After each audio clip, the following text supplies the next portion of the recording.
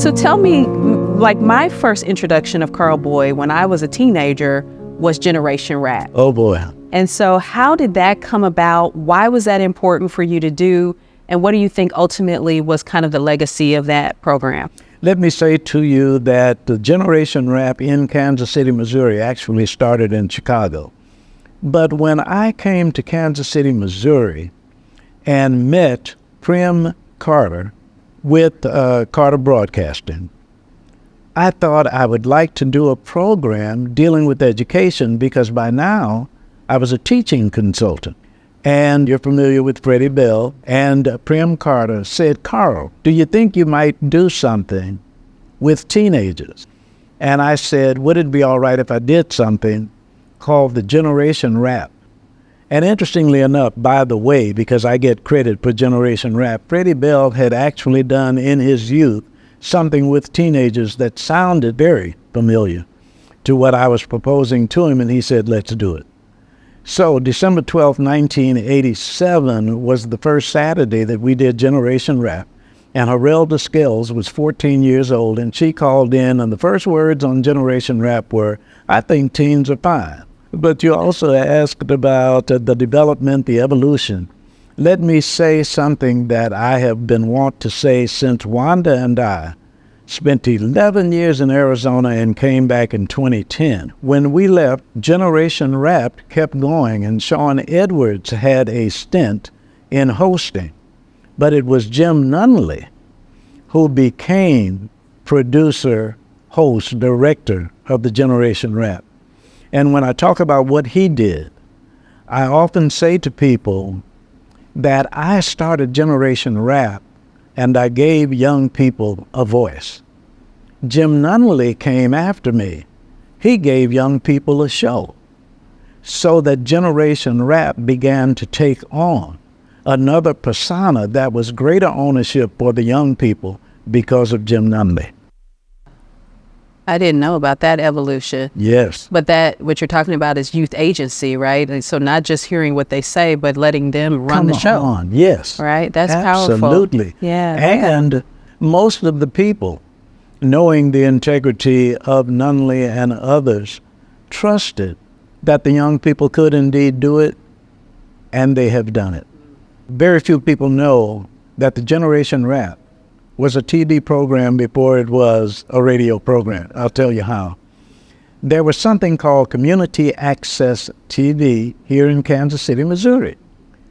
And Lincoln Academy, gifted and talented program, had a group of students who produced a community access TV program for me. And my community access TV program was the Generation Rap. Wow. So that was kind of the beginning, the genesis of your work here with youth, but you spent kind of years working with youth in different capacities. Going back to Chicago, started teaching 1964. In Chicago, those, quote, organizations, unquote, those sets, the Blackstone Rangers, the East Side Disciples, the Gangster Disciples, all of these names for what were deemed youth gangs on the south side of Chicago were the ones who really gave me my baptism as it relates to working with young people. When you guys did that process here in Kansas City, yes, did you feel like you really saw movement and change in those conversations and in those relationships between different sects?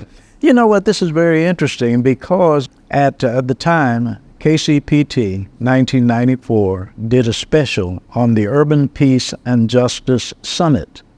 And indeed, the idea behind that was to get those who identified with the Crips and the Bloods, but not just those sets, but several sets, to come together to talk about a truce, to come together to talk about cooperation, to come together to talk about meaningful work, education, positive peer pressure.